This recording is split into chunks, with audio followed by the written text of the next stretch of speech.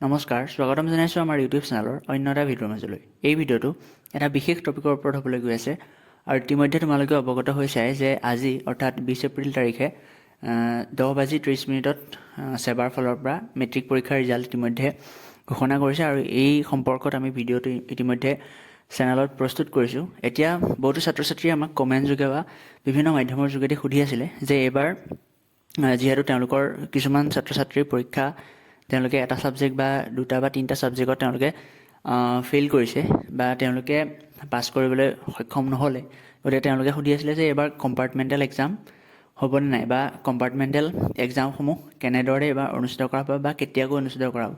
এই সম্পৰ্কতে আজিৰ এই ভিডিঅ'টো প্ৰস্তুত কৰা হৈছে। গতিকে তোমালোকে যদি কম্পাৰ্টমেণ্টেল এক্সাম দিবলগীয়া হৈ আছে বা দিম বুলি ভাবিছা, তেনেহ'লে ভিডিঅ'টো শেষলৈকে চাবা আৰু যিসকলে পোনপ্ৰথমবাৰৰ বাবে আহিছা প্লিজ চেনেলটো ছাবস্ক্ৰাইব কৰি ন'টিফিকেশ্যন বেলটো অলপ ক্লিক কৰিবা, যাতে ভৱিষ্যতৰ সকলোখিনি আপডেট তোমালোকে অতি সোনকালে অতি সহজে পাব পাৰা। গতিকে পলম নকৰি ব'লা আজিৰ ভিডিঅ'টো আমি আৰম্ভ কৰোঁ। এতিয়া ছাত্ৰ ছাত্ৰীসকল, তোমালোকে এতিয়া প্ৰথমতে তোমালোকৰ মনত প্ৰশ্ন আহিব পাৰে যে কম্পাৰ্টমেণ্টেল এক্সামটো আচলতে হয় কি। এতিয়া যদি আমি ক'বলৈ যাওঁ, যিসকল ছাত্ৰ ছাত্ৰীয়ে মেট্ৰিক পৰীক্ষাত উত্তীৰ্ণ হ'বলৈ সক্ষম নহয় বা সেয়া যিখনে বা তিনিখন বা দুখন হওক বা এখন হওক যিকোনো ছাবজেক্টতে যদি তেওঁলোকে পাছ কৰিবলৈ সক্ষম নহয়, গতিকে সেইসকল ছাত্ৰ ছাত্ৰীৰ বাবে যাতে বছৰটো ক্ষতি নহয়, তেওঁলোকৰ বাবে চৰকাৰৰ বা ছেবাৰ ফালৰ পৰা কি কৰা হয়, এটা এক্সাম অনুষ্ঠিত কৰা হয় যিসকল ছাত্ৰ ছাত্ৰী উত্তীৰ্ণ হ'বলৈ সক্ষম নহয়।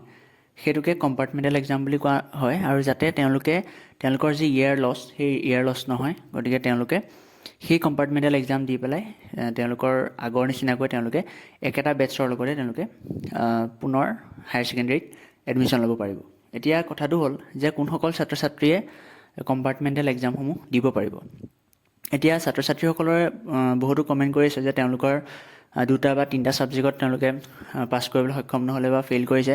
গতিকে এইসকল ছাত্ৰ ছাত্ৰীৰ সম্পৰ্কত মই জনাব বিচাৰোঁ যে তোমালোকে মেক্সিমাম তিনিটা ছাবজেক্টত তোমালোকে কম্পাৰ্টমেণ্টেল এক্সামসমূহ দিব পাৰিবা। আৰু বহুতো ছাত্ৰ ছাত্ৰীয়ে এইটো সুধি আছিলে যে সকলো ছাবজেক্টতে মানে ধৰা কিছুমান ছাত্ৰ ছাত্ৰীয়ে তেওঁলোকে হিন্দী বা ইংলিছ বা বহুতে মেথছ বা ছায়েন্স যিকোনো ছাবজেক্টতে তেওঁলোকে ফেইল কৰিছে। গতিকে সকলোখিনি ছাবজেক্টতে কম্পাৰ্টমেণ্টেল দিব পাৰি নে নাই, সেই সন্দৰ্ভত বহুতো ছাত্ৰ ছাত্ৰীয়ে আমাক সুধি আছিলে। গতিকে এই সন্দৰ্ভত ক'বলৈ যাওঁ যে তোমালোকে যিকোনো তিনিটা ছাবজেক্টত, যিকোনো মানে সেয়া লাগিলে মেথছেই হওক, ছায়েন্সেই হওক বা তোমালোকৰ ইলেক্টিভ ছাবজেক্টসমূহেই হওক বা আছামিজেই হওক, তোমালোকে সকলোখিনি ছাবজেক্টতে অৰ্থাৎ তিনিখন মেক্সিমাম ছাবজেক্টত তোমালোকে এই এক্সামসমূহ দিব পাৰিবা। এতিয়া যদিহে ছাত্ৰজনে বা ছাত্ৰীগৰাকীয়ে তিনিখন তেওঁলোকে পাছ কৰিবলৈ সক্ষম হোৱা নাই, গতিকে তেওঁলোকে তিনিখনত তেওঁলোকে সেই কম্পাৰ্টমেণ্টেল এক্সাম দিব পাৰিব। আৰু যিসকলে দুখনত পাছ কৰিবলৈ সক্ষম হোৱা নাই তেওঁলোকে দুখনত দিব পাৰিব, আৰু যিসকলে এখনত হোৱা নাই গতিকে তেওঁলোকে এখনত দিব পাৰিব। গতিকে ছাত্ৰ ছাত্ৰীসকলে ভয় খোৱা বা কোনো শংকা কৰাৰ প্ৰয়োজন নাই, কিয়নো তেওঁলোকৰ কোনো ধৰণৰ ইয়েৰ লছ নহয় যদিহে তেওঁলোকে এই এক্সামটো এপিয়াৰ কৰে। গতিকে তোমালোকক মই ৰিকমেণ্ড কৰিম যে তোমালোকে যিসকল ছাত্ৰ ছাত্ৰীয়ে উত্তীৰ্ণ হ'বলৈ সক্ষম নহ'লা, গতিকে তোমালোকে নিশ্চয়কৈ এই 2 মাহ বা 3 মাহ যিয়ে হওক, 2 মাহৰ ভিতৰতে হয়তো ছেবাই এই যি কম্পাৰ্টমেণ্টেল এক্সাম এইটো অনুষ্ঠিত কৰিব। গতিকে তোমালোকে নিশ্চয়কৈ এই এক্সামটোত এপিয়াৰ হ'বা, যাতে তোমালোকৰ যি ইয়েৰ লছ হোৱাৰ চান্স আছে সেইটো তোমালোকৰ নহয়, আৰু তোমালোকৰ লগৰ যিখিনি ছাত্ৰ ছাত্ৰী আছে তেওঁলোকৰ লগতে তোমালোকে হায়াৰ ছেকেণ্ডেৰীত এডমিশ্যন ল'ব পাৰিবা বা হায়াৰ ছেকেণ্ডেৰী একেলগে একেটা বেটছতে তোমালোকে পঢ়িব পাৰিবা।